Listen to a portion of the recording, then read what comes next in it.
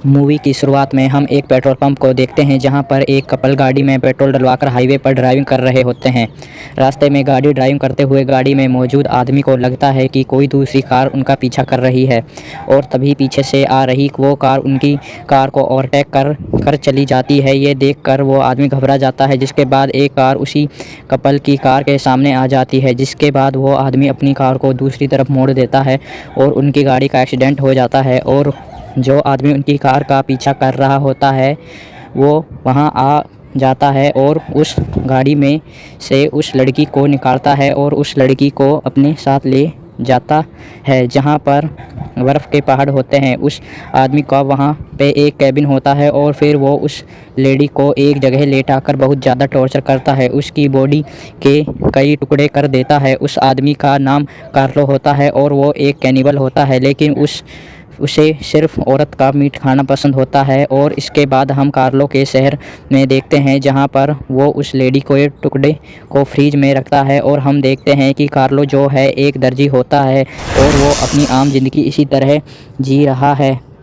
और तभी एक रात बारिश होने लगती है और कार्लो जिस बिल्डिंग में रहता है उसके ऊपर फ्लोर पर एक लड़की रहती है जिसका नाम एलिक्सा है। वो वहाँ पे रहने के लिए आती है। अब कार्लो उसका सामान उठाता है और उसकी मदद करने लगता है। कार्लो को वो बहुत ही ज़्यादा पसंद आने लगती है। अब उसके बाद कार्लो अपने घर पर उस लड़की की मीट पर मसाला लगाकर खाने लगता है और काम करते करते कार्लो बहुत ही ज़्यादा एलिक्सा पर ध्यान दे रहा होता है और उसे रोज़ाना देख रहा होता है। जब एक रात कार्लो घर जाता है तो एलिक्सा उसे देखकर मुस्कुराने लगती है, यानी कि एलिक्सा भी कार्लो को पसंद करने लगती है। एक सुबह जब कार्लो काम कर रहा होता है तो वह बाहर एलिक्सा को देखकर मुस्कुराता है। अब एलिक्सा भी कार्लो की शॉप के अंदर आ जाती है और उसके काम की बहुत ज़्यादा तारीफ़ कर रही होती है और कहती है कि तुम्हारे हाथों में एक तरह का टैलेंट है। अब इसके बाद एलिक्सा कार्लो को अपने सैलून का एक पोस्टर देती है और उसे चिपकाने के लिए हेल्प मांगती है। अब कार्लो पहले सोचता है कि वो ऐसा नहीं करेगा, लेकिन बाद में मान भी जाता है और हमें पता चलता है कि वह मन ही मन एलिक्सा को मारकर उसे भी खाने की सोच रहा है और वो आके पोस्टर को भी चिपका देता है। और इसके बाद कार्लो ओल्ड लेडी से मिलता है और उसे कपड़े देता है और उसके साथ खाना भी खाता है। और अब रात के टाइम कार्लो को एलिक्सा की चिल्लाने की आवाज़ आती है और उसे की किसी के साथ फाइट होती है, लेकिन कार्लो इस बात को पहले इग्नोर करता है और बाद में एलिक्सा कार्लो के अपार्टमेंट में आ जाती है और कार्लो से कहती है कि तुम्हें विक्टिम बनना होगा और तुम्हें मेरी मदद करनी होगी। मैं पुलिस को यहाँ पर बुलाना चाहती हूँ, लेकिन कार्लो सीधा एलिक्सा को मना कर देता है और वह कहता है कि पुलिस के मामले में नहीं पढ़ना चाहता क्योंकि वह डर रहा होता है क्योंकि पुलिस उसके घर आकर कुछ चेक ना कर ले। एलिक्सा कार्लो से कहती है कि तुम क्या घर आए मेहमान को पानी भी नहीं पिलाओगे। और यह सुनकर कार्लो अपने किचन में उसके लिए पानी लेने के लिए चला जाता है और अब एलिक्सा भी उसके पीछे आ जाती है और उसके फ्रिज को ओपन करती है और जब फ्रिज के अंदर मीट को देखती है और वो समझ नहीं पाती कि वो किस औरत की मीट है। और कार्लो को यह बिल्कुल भी अच्छा नहीं लगता कि कोई उसके घर में ताका झांका करे। और इसके बाद वो एलिक्सा से कहता है कि पुलिस को यहाँ बुलाने की बजाय हमें पुलिस के पास जाकर कंप्लेन करनी चाहिए और मैं विक्टिम भी बन जाऊँगा। अब इसके बाद रात का समय है, दोनों पुलिस स्टेशन जाने के लिए निकलते हैं और ये सीन यहीं पर कट हो जाता है। अब इसके बाद हमें कुछ दिनों बाद का सीन दिखाया जाता है जहां से कार्लो एक चर्च में जाता है और उसे एक मलमल का कपड़ा बनाने का ऑर्डर मिलता है। और जब वह कार्लो अपने घर पर होता है तो एक लड़की उसके वहां मिलने के लिए आती है जो कि एलिक्सा की बहन होती है। वो कार्लो से कहती है कि उसे अपनी बहन से मिले हुए बहुत दिन हो गए हैं और वह उसे कई दिनों से नहीं मिल रही और ना ही उसकी कोई खबर है। और अब इसके बाद कार्लो इसे कहता है कि उसे इस बारे में कुछ भी नहीं पता। और जब वो लड़की जाने लगती है तो कार्लो उसको अपने घर में आने के लिए कहता है और वह उससे पूछता है कि तुम्हारी बहन क्या करती है। और वह सभी जानकारी एलिक्सा के बारे में लेने लगता है कि कहीं पुलिस उससे पूछताछ करने लगे तो वह किसी तरह बच जाए। और लड़ी कार्लो को बताती है कि वो उस कंट्री की नहीं है, वह दूसरे देश के हैं, ये यहाँ पर आए हैं। और एक रात उन दोनों के बीच में झगड़ा हो गया था और उस लेडी को लगता है कि उसकी बहन इस वजह से कहीं चली गई है। और यहाँ पर हमें पता चलता है कि उसी रात इन दोनों बहनों के बीच लड़ाई हो रही थी। कार्लो उस लड़की को रोकने को कहता है और कहता है मैं तुम्हारी हेल्प करना चाहता हूँ। और वो साथ ये भी कहता है कि उसका एक दोस्त है जो पुलिस में है जो उनकी हेल्प कर सकता है। अब एलिक्सा की बहन सच मान लेती है कि उसकी बहन एलिक्सा कहीं गायब हो गई है और वो जल्दी ही मिल जाएगी और वो यहाँ से चली जाती है। अब एक आदमी एलिक्सा के घर में आता है और रिस्पॉन्स ना मिलने पर वहाँ से चला जाता है और इसके बाद वो लड़की अपनी बहन के घर में ही रहने लगती है और वो एक दिन कार्लो से मिलने के लिए आती है और वो कहती है कि बहुत दिन हो गए हैं और उसे उसकी बहन का कुछ भी पता नहीं चला है और वो लड़की बहुत ही ज़्यादा परेशान होती है। इसके बाद वो दोनों पुलिस के पास जाते हैं और वो लड़की अपनी बहन को ढूंढने की रिपोर्ट लिखाती है और हमें समझ जाते हैं कि कार्लो इसी लिए इतना शांत है क्योंकि उसने एलिक्सा को काट के खा लिया है। अब इसके बाद वे दोनों जा रहे होते हैं तो वो लड़की कहती है कि उसे उसके पेरेंट्स को पैसे भेजने होते हैं और वो पैसे एलिक्सा के पास थे। तो कार्लो कहता है कि तुम्हें जितने पैसे चाहिए मुझसे ले ले।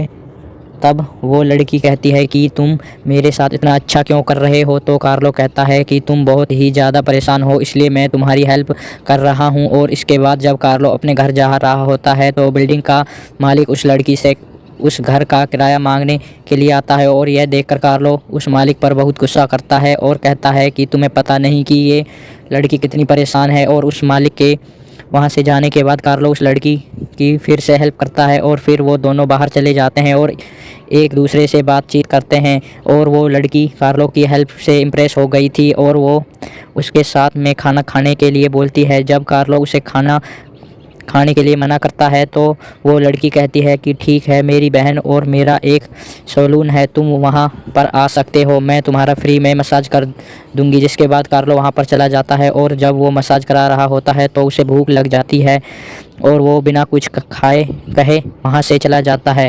अब कुछ दिन बीत जाने के बाद कार्लो की मीट भी ख़त्म हो जाती है। अब वो और खाने के लिए एक और लड़की को ढूंढ रहा होता है और वो उस पर नज़र भी रख रहा होता है। अब वो लड़की अपने बॉयफ्रेंड के साथ बीच पर होती है। जिसके बाद कार्लो उनकी कार में जाकर बैठ जाता है और उस आदमी को लगता है कि कार्लो उनकी कार को चोरी कर रहा है और तभी वो आदमी कार के सामने आ जाता है और मारा जाता है और वो लड़की अभी भी पानी में रो रही होती है। जिसके बाद कार्लो खुद पर बहुत ही शर्मिंदा होता है और वो सोचता है कि वो इंसानों के रूप में एक राक्षस है।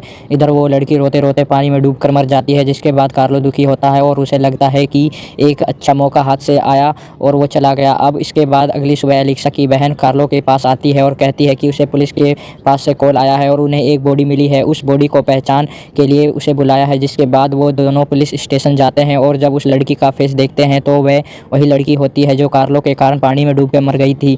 इसके बाद कार्लो उस लड़की को घर पर जाता है और देखता है कि उसके घर का दरवाज़ा टूटा हुआ है और जब वो घर में जाता है तो वो लड़की रो रही होती है।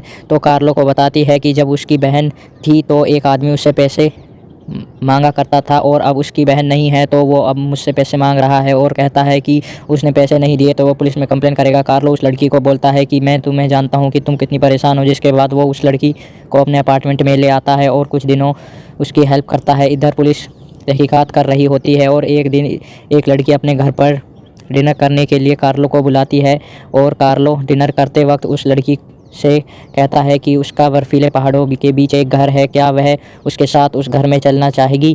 जिसके बाद वो लड़की हाँ बोलती है और वे दोनों अगली सुबह पहाड़ों पर जाने के लिए निकल जाते हैं। जब कार्लो उस लड़की को पहाड़ों के बीच बहुत दूर तक ले जाता है और वो दोनों घूमने फिरने लगते हैं और इंजॉय करने लगते हैं और अब शाम हो जाती है तो कार्लो उस लड़की को ड्रिंक देता है जिसमें बेहोशी की दवा होती है और उस ड्रिंक को पीते ही वो लड़की बेहोश हो जाती है। और जब कार्लो उस लड़की को टुकड़े करने वाला होता है तो वो अचानक से रुक जाता है और वो उस लड़की को नहीं मारता। और जब वो लड़की सुबह उठती है तो उसे कुछ भी समझ में नहीं आता कि उसके साथ क्या हुआ है। तभी कार्लो वहाँ आता है और वो दोनों घर से बाहर घूमने जाते हैं। जब वे दोनों केबिन में जाकर बैठ जाते हैं तो कार्लो उसे अपना सच बताता है और कहता है कि मैंने ही तुम्हारी बहन को मारा है और मैं एक कैनिबल हूँ और मैं तुम्हें यहाँ मारने के लिए ही लेकर आया हूँ। अब यह सुनकर वो लड़की कहती है कि ये तुम मेरे साथ मजाक कर रहे हो। तब कार्लो कहता है कि यह सब कुछ सच है, मैं तुमसे प्यार करने लगा हूँ और अब तुम्हारे प्यार ने मुझे हैवान से शैतान बना दिया है। और ये सुनकर वो लड़की बहुत ही ज़्यादा घबरा जाती है और कार्लो से कहती है कि मुझे अभी भी यहाँ से निकलना है और अपने घर जाना है। अब कार्लो उस लड़की से प्यार करने लगा था तो वह उसकी बात को मान जाता है। जब वो दोनों कार से शहर की ओर जा रहे होते हैं तो लड़की को बहुत ही ज़्यादा गुस्सा आता है और वो सोचती है कि वो अपनी बहन के कातिल के साथ बैठी है। जिसके बाद वो अचानक से गाड़ी के स्टीयरिंग को घुमा देती है और वो गाड़ी ऊंचाई से नीचाई पर गिर जाती है और उन दोनों का एक्सीडेंट हो जाता है। और अब हम कार्लो को देखते हैं जो किसी तरह बच गया था और फिर वो उस लड़की को देखता है जो मर गई है। कार्लो उस लड़की से सच में प्यार करने लगा था और उसके मरने के बाद वो बहुत सैड होता है और यहीं पर इस मूवी का एंड हो जाता है।